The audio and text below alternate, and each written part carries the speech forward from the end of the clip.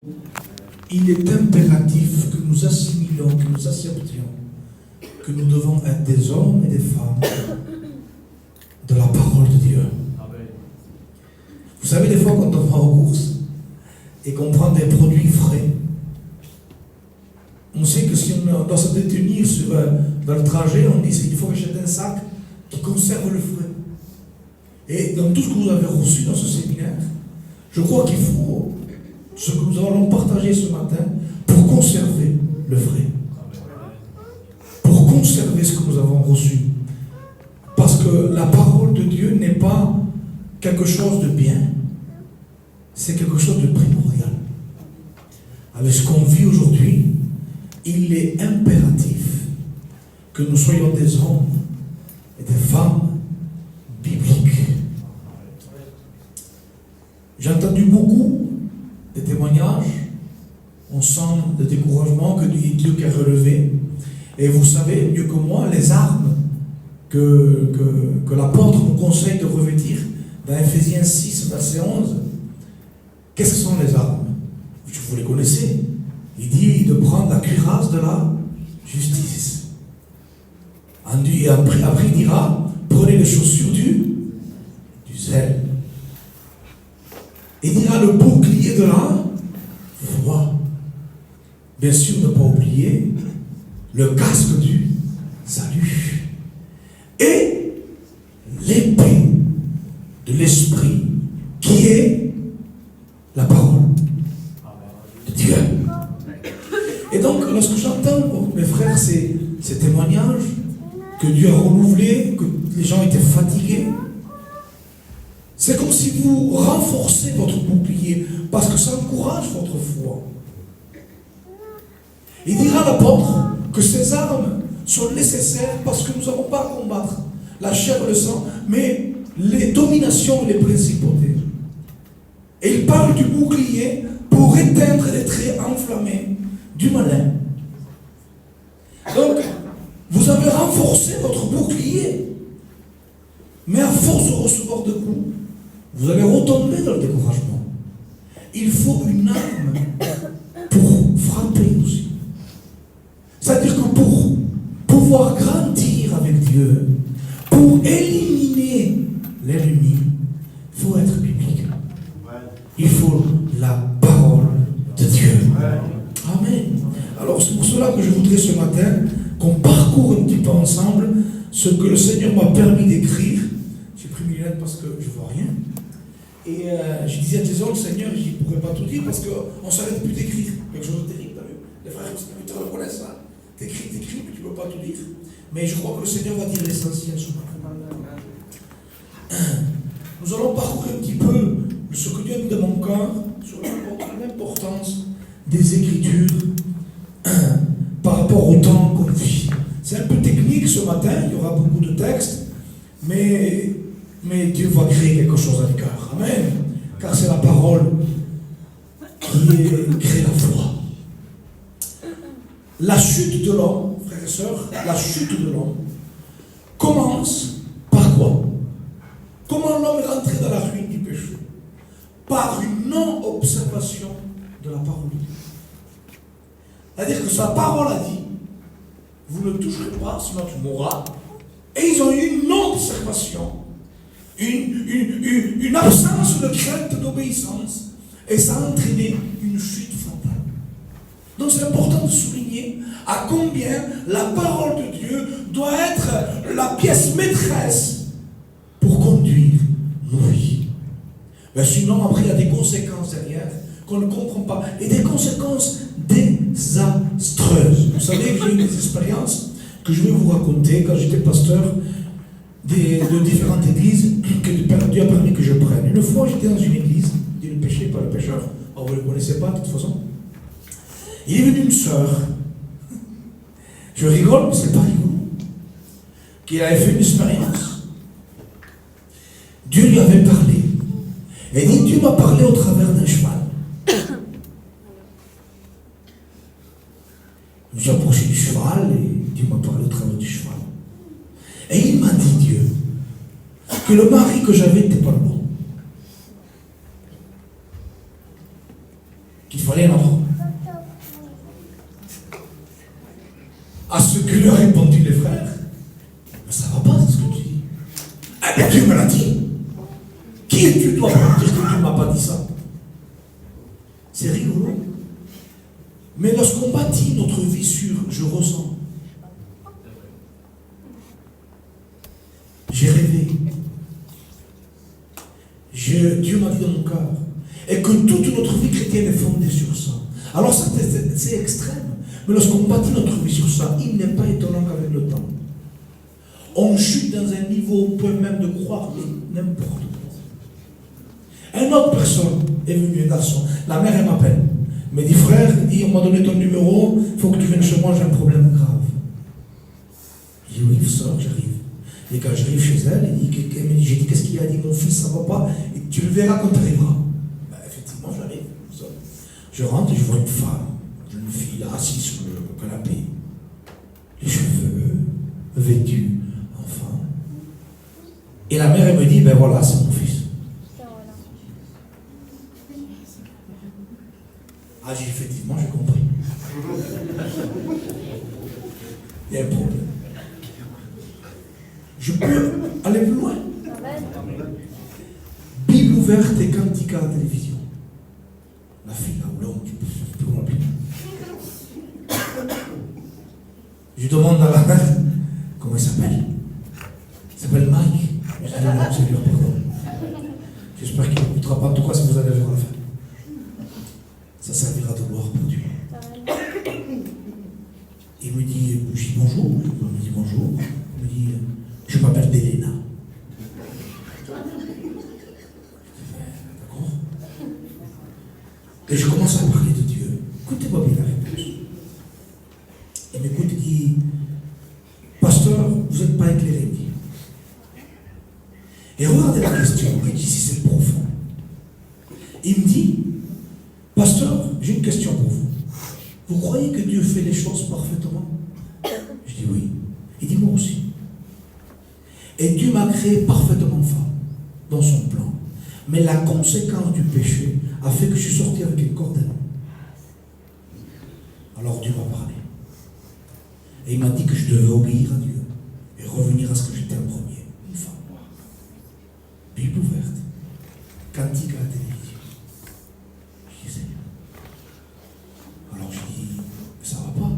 Il dit pourquoi ça va pas? Je dis parce qu'il est écrit. Il dit mais il est écrit, mais Dieu m'a dit non. Dieu m'a dit. Alors là, il y a un problème là. Parce qu'il y avait un remplaçage, Dieu m'a dit, il est écrit par un Dieu m'a dit. Alors il dit, tu sais quoi, la fin, on a terminé.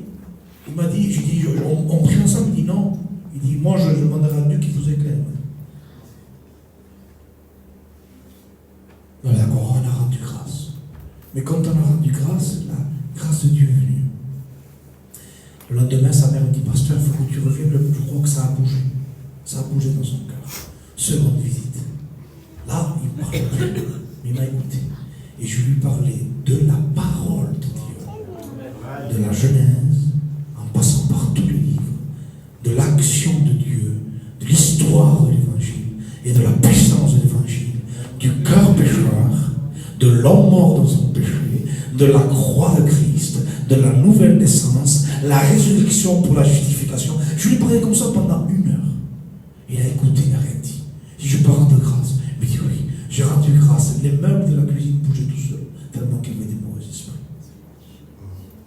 On a rendu grâce. Le lendemain, sa mère m'a dit, pasteur, il dit, mon fils s'est levé ce matin. Il m'a dit, on m'a demandé des sous.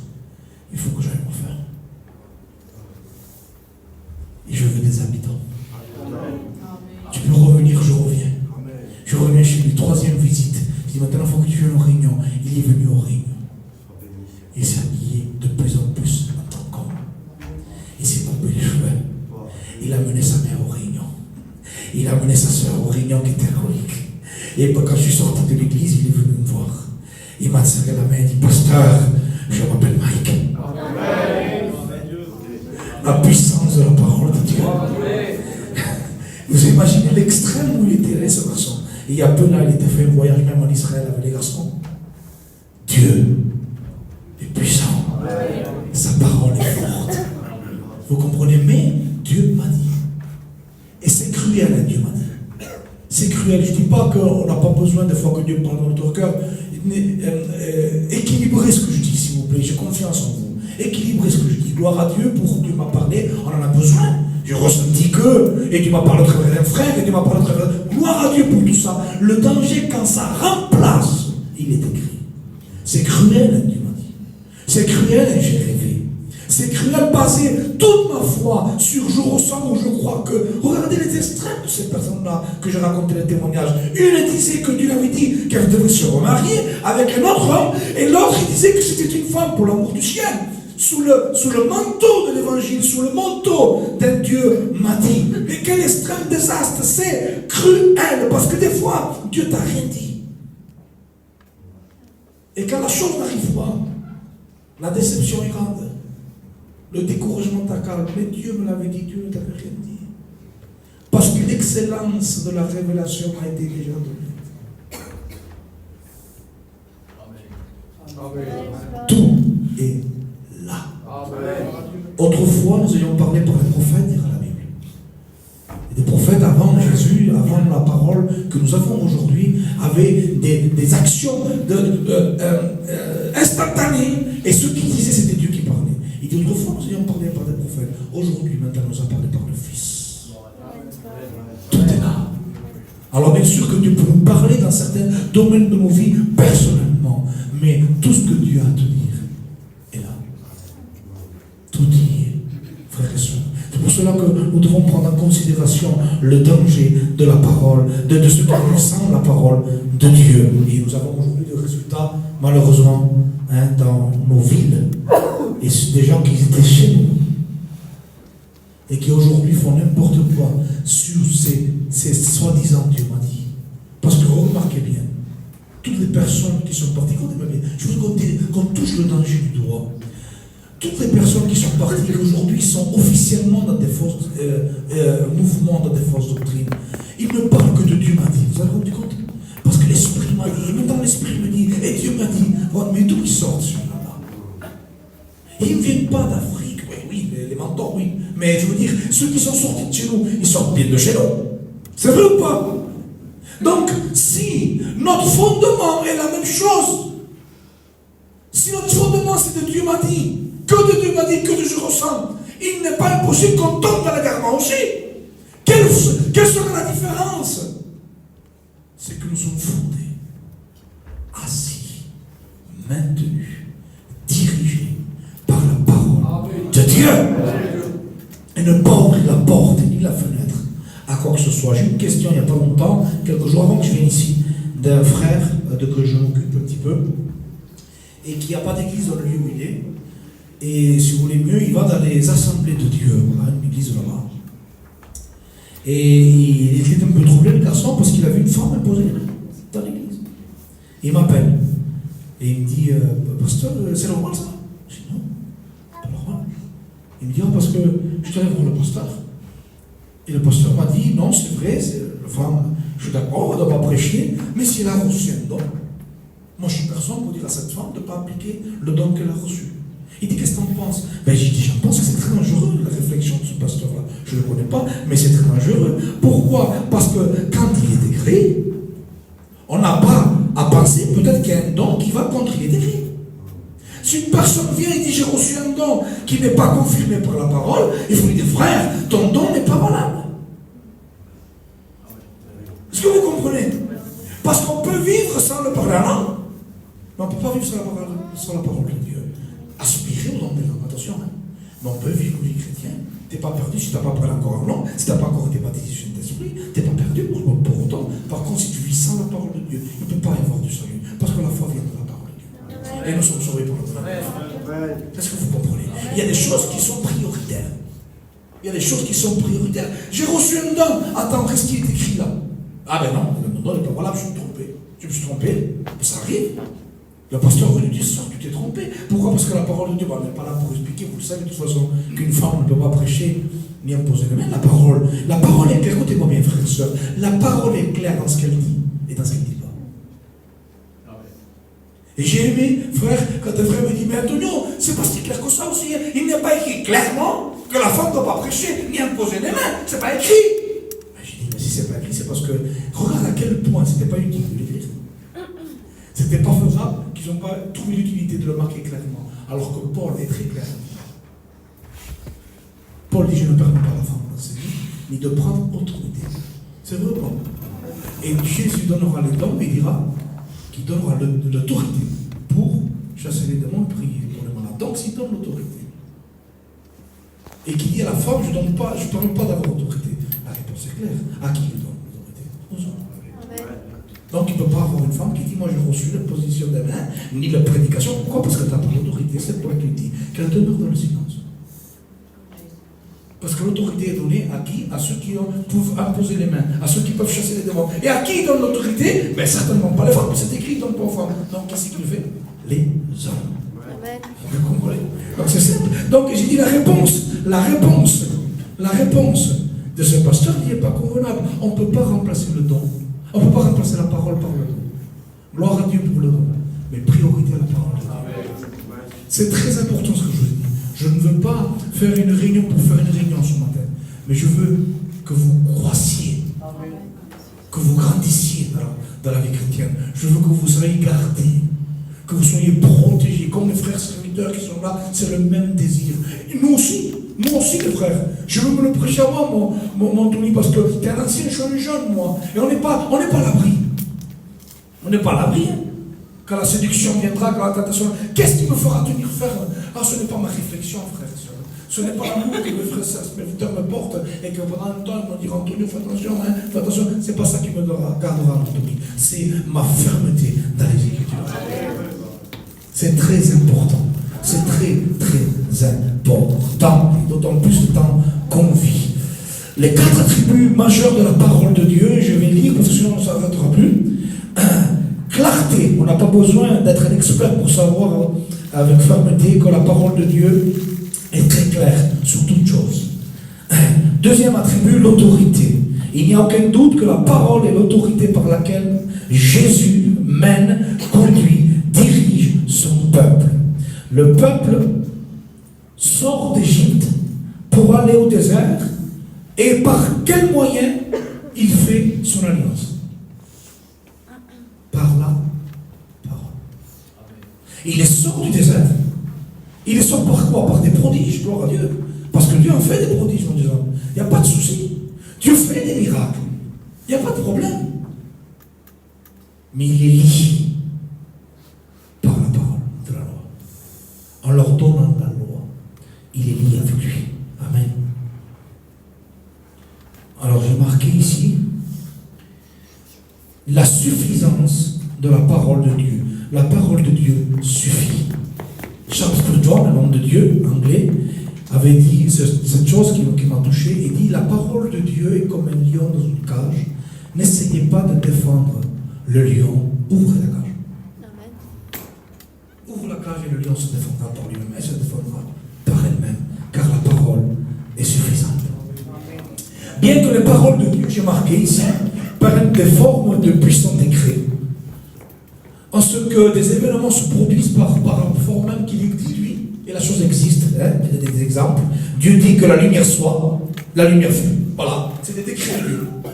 Dieu parle aussi comme ça, par des décrets. On le voit dans la parole de Dieu. Il dit que la lumière soit, la lumière fut.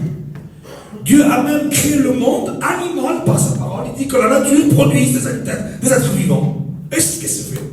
Donc il y a des décrets de Dieu, il n'y a pas de souci, Dieu parle aussi comme ça. Et Dieu dit que la terre produise, voilà l'être vivant, j'ai le texte que je lis. Le psalmiste dira ainsi, Psaume 33, 6, les cieux ont été faits par la parole de l'Éternel et toute leur armée par le souffle de sa bouche.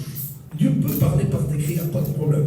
Un décret de Dieu, la chose se fait parce que Dieu est puissant pour le faire. Ces paroles puissantes et créatrices sont souvent appelées les décrets de Dieu. J'ai marqué dans mes notes.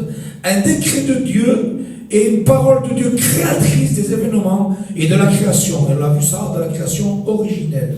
Mais il parle surtout, et d'autant plus vrai que la foi vient de ce qu'on entend, et ce que l'on entend vient de la parole. Romains 10, 17. Alors si vous voulez mieux, sans la foi, on ne peut pas vivre la vie chrétienne. C'est impossible. Sans la foi, c'est impossible de vivre Parce que nous sommes sauvés par la foi. Éphésiens 2. Nous sommes sauvés par grâce. Et ceci est un don, afin que personne ne se glorifie. Et par le moyen de la foi. Et en même temps, donc, on ne peut pas se sauver sans la foi. Alors, mais c'est-à-dire, je peux me sauver par la foi, mais je peux vivre aussi par mon ressenti ou par ma force. Il dit non. Et il est impossible, dira Hébreu, de lui être agréable. Et nous allons voir un petit peu ce que dit agréable. Après, en même temps, Jésus dira, Matthieu 28, versets 19 et 20, allez, faites de toutes les nations des disciples, les baptisant au nom du Père, du Fils et du Saint-Esprit, et enseignez-leur. Verset 20, et enseignez, et le mot grec enseigner, didaskos, tenir un discours. Tenir un discours aux autres en vue de les instruire. C'est-à-dire, ce n'est pas simplement quelques mots d'encouragement. C'est faites-en des disciples et enseignez-leur et dire, tenir un discours en vue de les instruire, qui veut dire la seconde définition de didaskos, être un enseignant. Troisième définition, faire assimiler une doctrine. Quatrième définition, exposer une chose. Verset 20, enseignez-leur à observer. Imaginez-vous. Théréo en grec, garder, préserver, conserver. Donc ça veut dire, regardez un petit peu ce que Jésus dit aux disciples. Enseignez-leur, allez par tout le monde, annoncez l'évangile et enseignez-leur, c'est-à-dire tenez des discours, instruisez-les, enseignez-les, faites assimiler une doctrine, exposez les choses, à observer, à garder, à préserver, à conserver. Regardez la seconde définition, maintenir quelqu'un dans l'état où il est, si vous voulez, dans l'état conservatif. Et là, j'ai marqué ma note, j'ai marqué une parole par voix. Écoutez-moi bien, c'est important. Une parole par voix ne peut être maintenue dans un état parfaitement conservé au moment où elle a été dit. Parce qu'avec le temps, les versions changent. Lorsque c'est par la voix uniquement, et que mon père me dit quelque chose, moi je vais conserver exactement les mots que mon père m'a dit. Et je vais les révéler à mon fils. Mais mon fils, il va commencer déjà à occulter quelques petits détails. Et mon fils va les révéler au sien. Et la version va changer là. Il n'y aura pas la même intensité du mot. Et mon petit-fils à son fils, et là, ça c'est perdu. C'est pour cela que l'enseignement de la Bible tient à ce qu'il y ait des écrits. Alors en réalité, voilà ce que Jésus dit. On va faire un résumé. Allez par tout le monde. Je vous pose une question. Est-ce que c'est le rôle que des pasteurs d'aller par tout le monde pour montrer l'image de Christ ou de toute église? C'est de toute église le rôle, ça. C'est vrai ou pas? Donc, sœurs, vous êtes concernés à aimer la parole de Dieu. Jeune, tu es concerné. Comment le jeune homme rentre peut s'en sentir, dira le psaume, en le dirigeant d'après la parole. Tout le monde est concerné dans ça. Alors Jésus dit ça, allez par tout le monde, dans vos petits campings, dans les missions, dans les villes et les villages, en recevant les gens dans votre camping, et faites-en des disciples, occupez-vous d'eux, en faisant le petit repas. Mais quel est le but? Enseignez-leur. Gloire à Dieu. Enseignez-leur. Tenez des discours, faites assimiler. Enseignez-leur, faites assimiler des doctrines, à observer, à garder, à tenir ferme, à garder dans un état parfaitement conservé de la façon que Dieu nous l'a dit. C'est-à-dire, faites-en des disciples en leur disant, aimez votre Bible. Étudiez-la. Amen. Lisez-la. Soyez passionnés. Mais je l'ai lu, c'est pas grave, Dieu parle toujours d'une façon ou d'une autre. La Bible est une livre de vie. Parce qu'il y a l'état d'esprit de Dieu, il y a l'esprit de Dieu. Amen, à l'intérieur. Gloire à Dieu. Maintenir quelqu'un en parole, par voix, ne peut être maintenu dans un état parfaitement avec le temps. On aurait des versions différentes.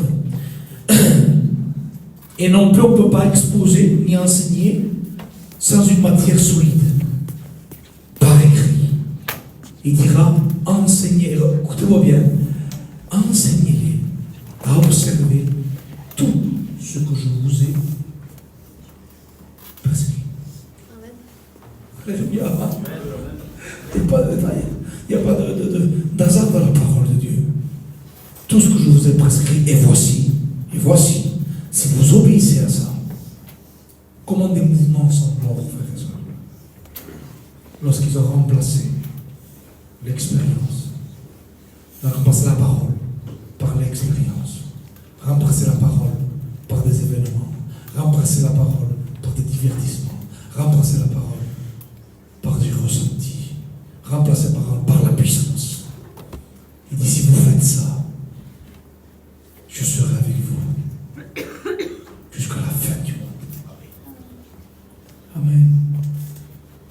C'est une promesse de Dieu et on y croit. Je lui disais, la foi qui est un élément essentiel dans la vie chrétienne, car tout est par la foi, le salut.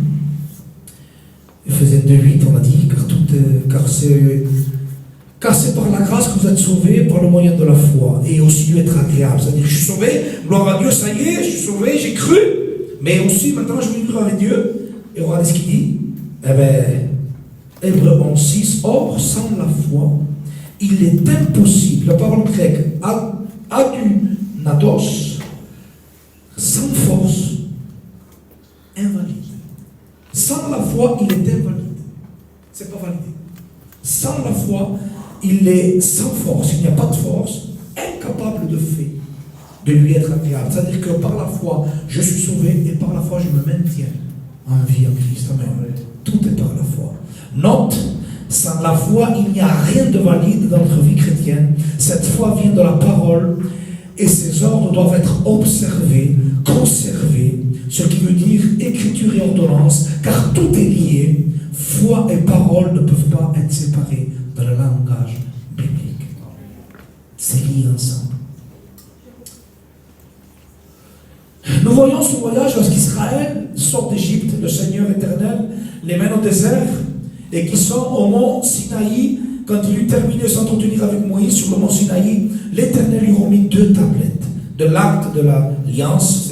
C'était des tablettes de pierre gravées par le doigt de Dieu. Exode 31:18, Exode 32:16, les tables étaient l'ouvrage de Dieu et l'écriture de Dieu gravée sur ces tables. Amen. Dieu ne s'est pas contenté d'ouvrir la mer en 2. Il dit, c'est beau ça, mais vous l'oublierez vite. Vous l'oublierez vite. C'est beau, ah oui Seigneur, quelle puissance, la mer en 2. Vous l'oublierez vite. Tu oublieras vite tes expériences, tu nous oublieras. Ce que tu n'oublieras pas, c'est la parole de Dieu. Amen, gloire à Dieu. Oui, mais tu as vu ce qu'on a vécu? Oui, je sais, mais j'ai besoin de quelque chose de plus solide pour faire une alliance. Il faut que je grave ma parole sur des tables. Solide. Et c'est ce qu'il fait. Moïse donne la parole de Dieu, pourtant accompagnée du surnaturel, parce que nous avons besoin du surnaturel. Amen. Vous savez ce qu'il disait Tarzan? Je l'ai gardé dans mon cœur, dans son livre, une étincelle divine, livre merveilleux. J'ai lu, j'ai apprécié. Plus vous resterez dans le naturel de la parole, et plus vous verrez du surnaturel de Dieu dans vos vies. Amen. Dieu. Quelle vérité. Amen. Quelle vérité.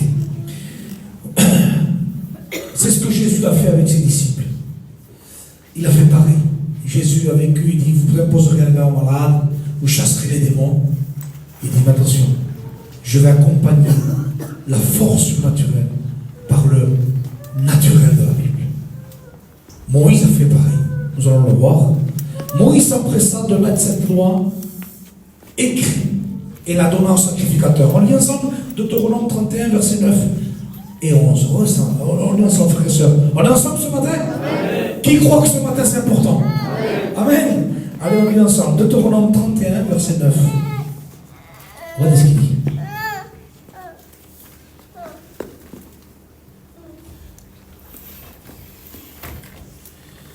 Moïse écrivit cette loi et il l'a remis au sacrificateur fils de Lévi qui portait l'arche de l'alliance et à tous les anciens d'Israël.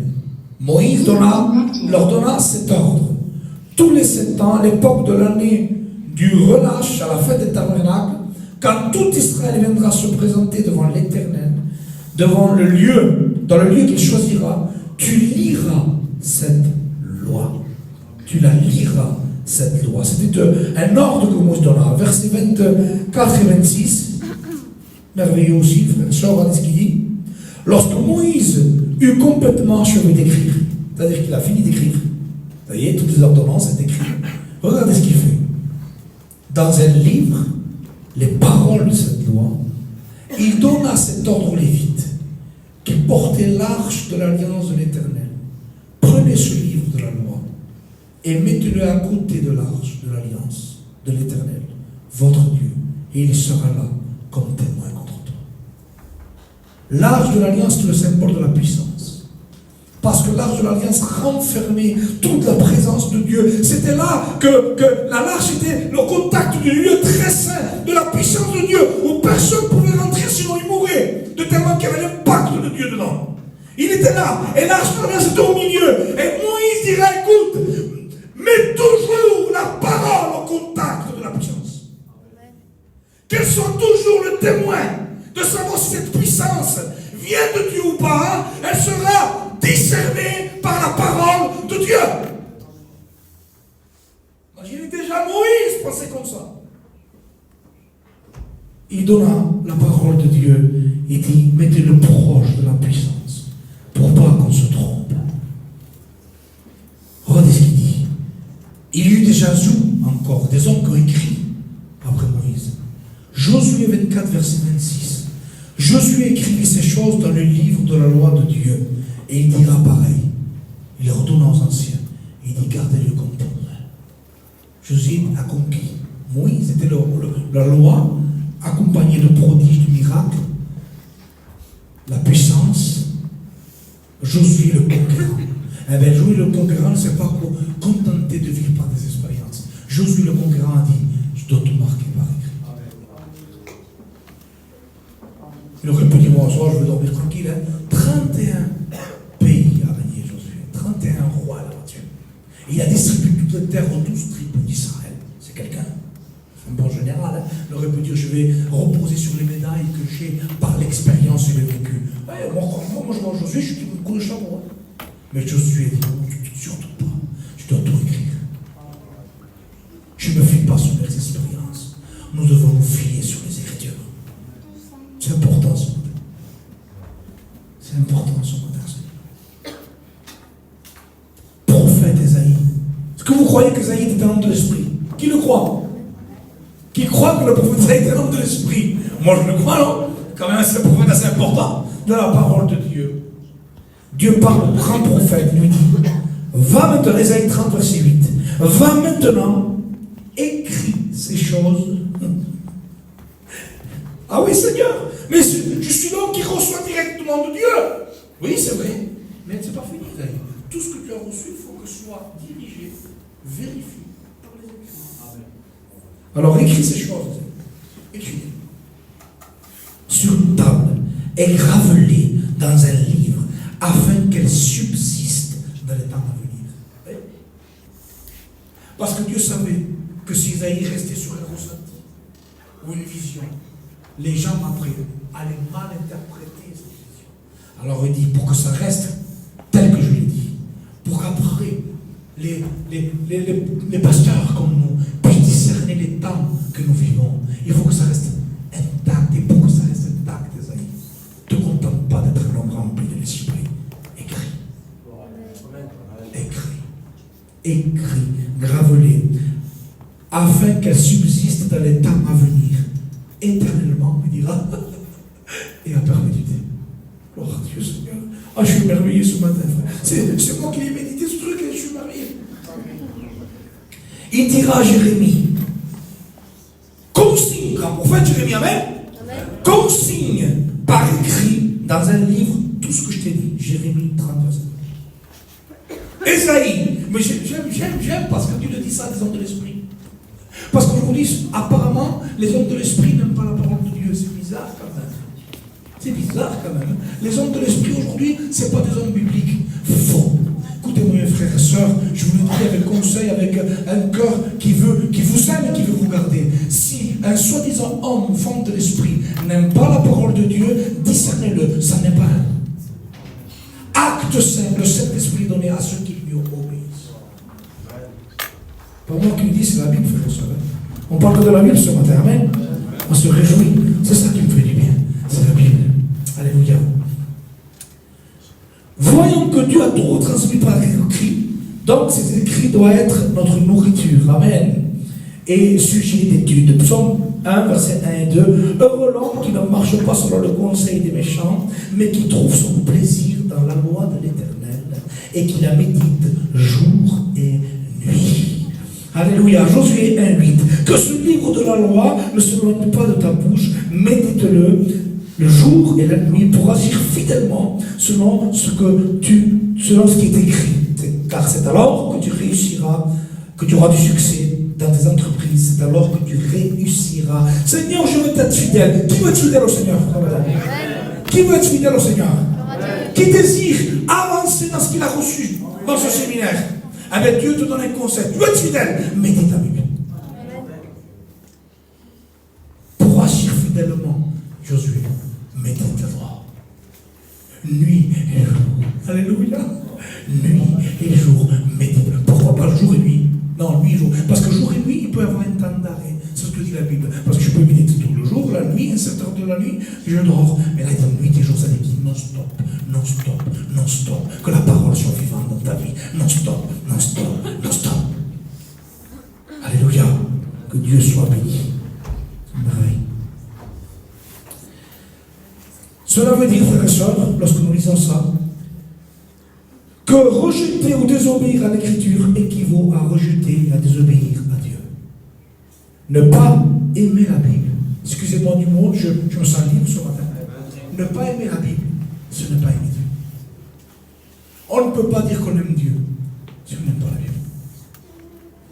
Puisque cette Bible est le reflet et tout ce que Dieu est marqué dans cette Bible. Amen. On continue. Ésaïe 66, verset 2.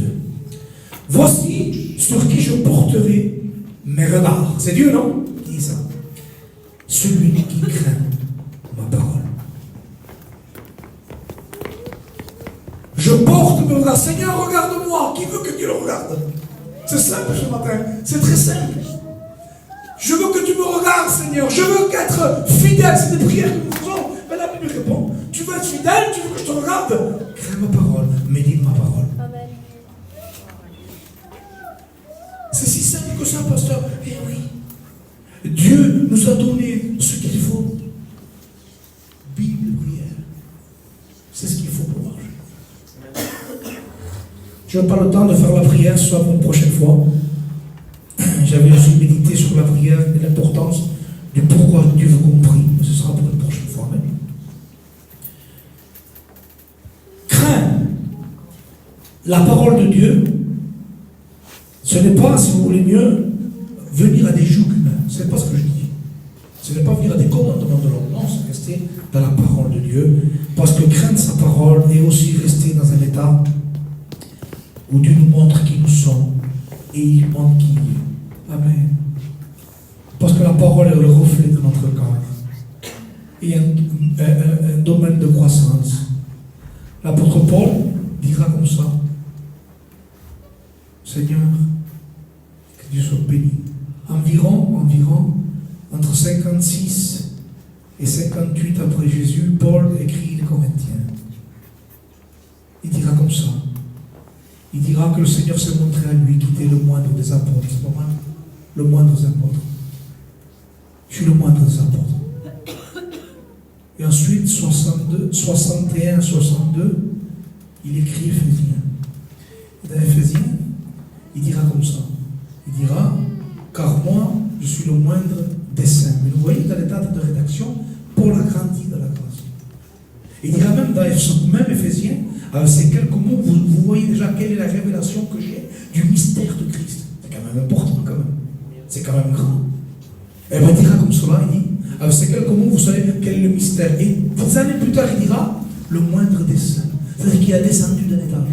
Il est passé d'apôtre à chrétien. Et là, dans 63, 64 après Jésus, il est dans un apogée de sa connaissance. Il est dans une expérience merveilleuse de la grâce. Il dira à son étudiant, il dira, cette parole a été montée, cette parole est tellement digne d'être reçue, que Jésus-Christ est venu sauver les pécheurs. Non, je suis le premier pécheur. Paul grandissait avec la parole de Dieu. Il grandissait avec la parole de Dieu. Et la parole de Dieu lui montrait au début qu'il était le moindre des apôtres. Il montrait son état. Mais il découvrait la parole de Dieu. Et puis il découvrait la parole de Dieu. Elle était le reflet de qui il était. Il se voyait petit. Mais comme il se voyait petit, il voyait encore plus Jésus. Il était dans une révélation du mystère de la grâce. Et cette révélation de la grâce le voyait encore plus petit. Et plus il voyait petit, plus il voyait Jésus. Plus il voyait petit, plus il voyait petit. Il est descendu d'apôtre chrétien à pécheur. Et c'est quand il s'est dit, lui, pécheur, qu'il était au son sommet de sa connaissance. Vous voyez qu'est-ce que c'est la parole de Dieu? Quel travail peut faire dans le cœur d'un croyant la parole de Dieu? C'est merveilleux.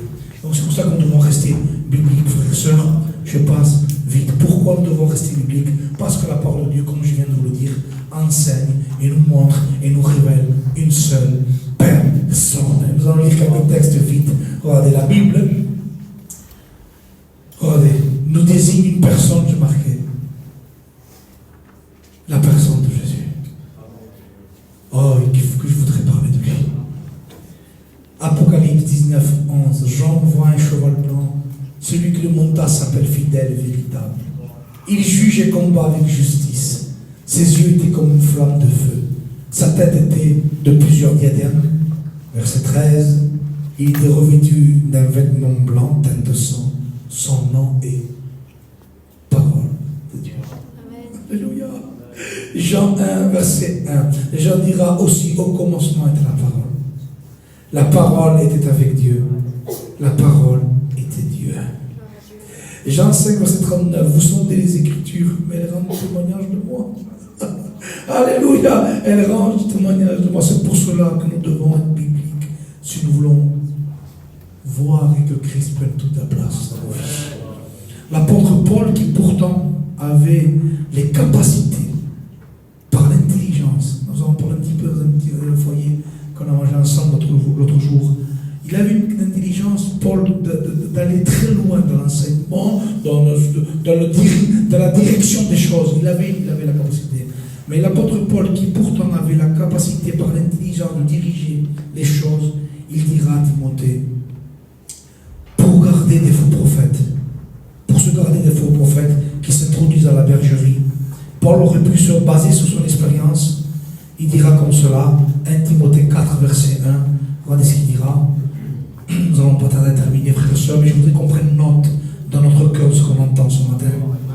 Mais l'Esprit dit expressément que dans les derniers temps, quelques-uns abandonneront la foi pour s'attacher à des esprits séducteurs, à des doctrines des démons, par l'hypocrisie de faux docteurs, portant la marque de la flétrissure dans leur propre conscience, prescrivant de ne pas se marier et de s'abstenir d'aliments que Dieu a créés, pour qu'ils soient pris en action de grâce par ceux qui sont fidèles et qui ont connu la vérité. Car tout ce que Dieu a créé est bon, rien ne doit être rejeté. Il dit, regardez ce qu'il dit au verset 6, en exposant ces choses aux frères, Timothée, tu seras un bon ministre. Il aurait pu dire, Timothée, laisse-moi faire, fais comme ça et ça, j'ai l'expérience. Car Paul était quelqu'un, il dit, non, Timothée, expose la parole de Dieu.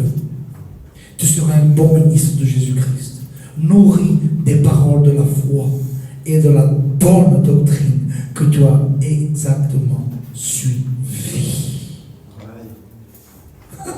Quel conseil, Seigneur Dieu! Il dira 1 Timothée 4, verset 16, veille sur quelque chose, Timothée. Tu sais, je pourrais te dire plein de choses. Église, certaines églises différentes, je crois qu'il y a ici. On peut se baser sur l'expérience de ceux qui ont été avant nous. Gloire à Dieu, ça nous fait du bien. Mais la Bible nous conseille. Veille. Veille sur toi-même et sur ton enseignement. Veille sur toi-même et veille sur ton enseignement. Alléluia. 1 Timothée 6, verset 3 et 4. Si quelqu'un enseigne des fausses doctrines, voyez, et ne s'attache pas aux saintes paroles de notre Seigneur et à la doctrine qui est selon la piété, il est enflé d'orgueil.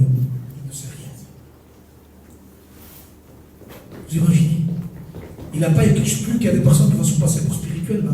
Il dit, mais si quelqu'un rejette la parole de Dieu, si quelqu'un ne s'applique pas à méditer et à enseigner cette parole, il dit clair, il ne sait rien. Et il est enflé d'orgueil. 1 Timothée 6,13, c'est beau, je te recommande devant Dieu, qui donne la vie à toutes choses, et devant Jésus-Christ. Garde le commandement. 1 Timothée 1, verset 13, retiens dans la foi et dans l'amour qui est en Jésus-Christ le modèle des saintes paroles.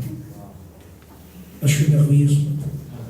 2 Timothée 2,15, efforce-toi de te présenter devant Dieu comme un homme éprouvé, un ouvrier qui n'a point à rougir, qui dispense droitement la parole de la vérité. Alléluia. Que Dieu soit béni. 2 Timothée 14, verset 2 Timothée, attendez, 3, verset 14. Toi demeure dans les choses que tu as apprises et reconnues certaines, sachant de qui tu les as apprises. Dès ton enfance, tu les connais, tu connais les saintes lettres, qui peuvent te rendre sage à salut par la foi en Jésus-Christ.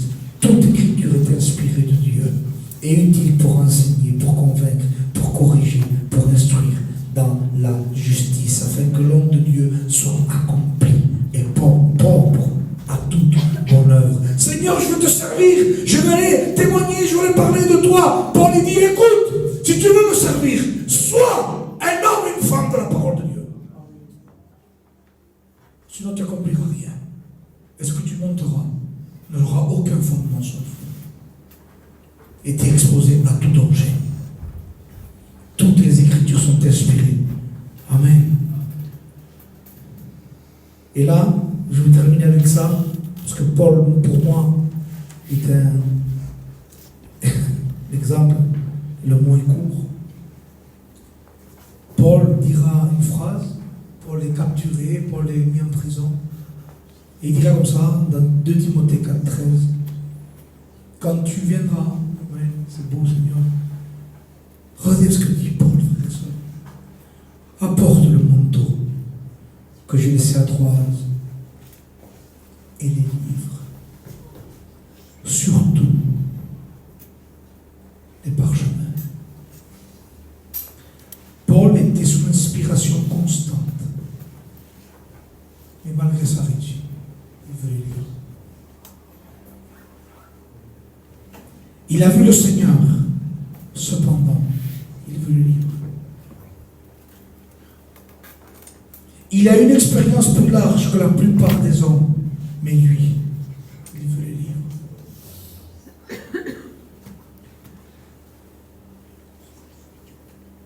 Il a été ravi au 3e ciel.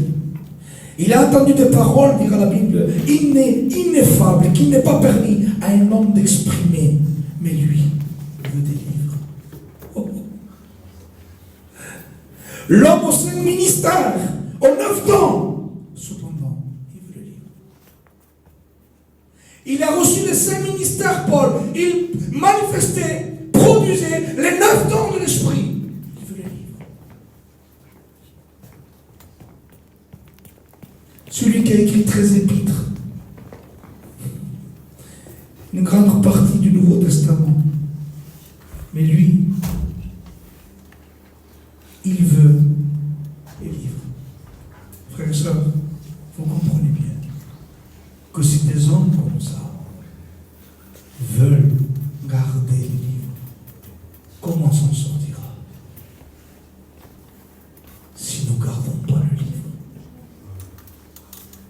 Ce matin, j'espère et je le crois, parce que la puissance, comme disait le frère, est dans la semence. Elle n'est pas dans le lancer. On a lu beaucoup ce matin, mais je sais la puissance qu'a la parole de Dieu, créatrice de foi. Ça va avec le séminaire que vous avez eu, séminaire béni, séminaire de renouveau, un séminaire de bénédiction. Et là, votre Seigneur bien-aimé est en train de vous dire ce matin, si vous voulez garder tout ça, aimez le livre. On est en danger. On sort d'ici, vous ne croyez pas qu'on sort d'ici, on compare à Disneyland. On sort d'ici, on va. Il dit, je vous envoie comme Seigneur Jésus, quelque chose. Je vous envoie comme des brebis au milieu des loups. Il n'a pas dit, je vous envoie comme des brebis, dans un troupeau de brebis, où vous faites attention à qui le loup. Non, il dit, au milieu des loups. Vous avez le temps que ça dure, une brebis au milieu des loups.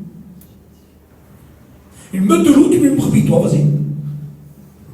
Ben, c'est ce que nous sommes exposés. Mais lorsque nous sommes gardés de la parole de Dieu, alors nous pouvons franchir toutes les étapes, combattre toutes les épreuves. Paul, il dit Timothée, il aurait pu dire, viens que je vais t'exhorter, je te parler de mes expériences. Timothée, je vais finir ma vie. Je veux une chose. Donne-moi le livre.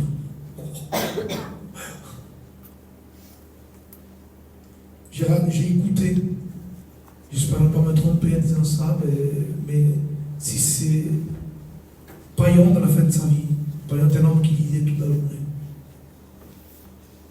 Mais quand il était malade, au point de mourir, il était triste qu'il lisait que 4 heures. Triste, il était triste. Il lisait que 4 heures par jour, Seigneur. Des hommes passionnés de la parole de Dieu. Jimmy, le frère Sam, il nous a enseigné à aimer la parole de Dieu. Il nous a enseigné la lettre, à la connaître par cœur. Il la connaissait par cœur. Enfin, je crois qu'il la connaissait par cœur parce qu'il a récité. Le frère Sam, pas. Il nous a récité les études, ça le livre, comme ça. La mission a fait un long voyage. Elle a été établie par Dieu. Elle a établi plein de choses pour Dieu. Mais si la génération d'aujourd'hui abandonne le livre, c'est terminé. Nous devons garder le fondement intact, tel qu'il a été écrit. Et c'est pour cela que nous avons besoin du solide, du matériel dur. La Bible. Amen. Amen. Un petit conseil pratique pour les jeunes. Je n'arrive pas à lire. C'est possible, frères et sœurs. Je n'arrive pas à lire, pasteur. Comment je fais? Ça m'est difficile. Pas d'essayer, ça arrive. Alors je vous donne un conseil biblique. Amen. Psaume 119, verset 18. Ouvre mes yeux, Seigneur. Ouvre mes yeux, que je vois les merveilles de ta loi. Prie et demande à Dieu d'ouvrir les yeux. Demande à Dieu qu'il t'émerveille. Et ça arrivera. Exerce-toi la lecture. C'est quoi l'exercice? Écoutez, si moi je veux avoir le corps d'un champion de boxe, là comme ça, c'est pas demain que j'y arriverai. C'est dans l'exercice. Exerce-toi. Lis 2 chapitres le matin, 2 le matin, et 2 le soir. Pourquoi? Fais ça. Et tu verras que l'appétit va grandir. Et après tu feras 3 chapitres, 3 le soir. Et après tu feras 4 le matin, 4 le soir. Tu ne vas pas te rendre compte, mais l'appétit va s'ouvrir. Fais cet exercice. Efforce-toi. Et tu verras les merveilles de la loi. Et vous verrez, frères et sœurs, qu'en croyant simplement à la parole de Dieu, des choses vont s'ouvrir, des clés, c'est des clés qui vont ouvrir plein de portes que tu vois aujourd'hui impossibles. Tu dis, moi j'ai rien fait, j'ai pas prié. Vous savez, allez, je termine avec cette anecdote. Une femme m'appelle, une femme qui était de la Sambre. Elle n'était pas du monde, c'est une godiste. Pasteur m'a donné votre numéro, il faut que vous veniez me voir. Et j'y vais la voir. Elle me dit, écoutez, tous les soirs, un esprit vient me visiter. Et j'avais vu, moi, des frères prier 65 ans pour quelqu'un, pas sortir. Et là, et je dis, bon, Seigneur, c'est pas normal. Ça me perturbe.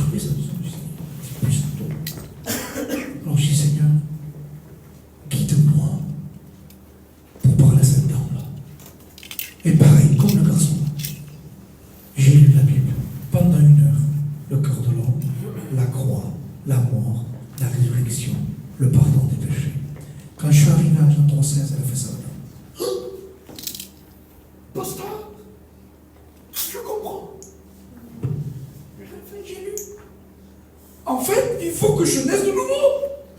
C'est pour ça que je suis comme ça. Parce que je suis dans... Mais j'ai fait des sièges, je suis allé au catholique. Ça ne servait à rien.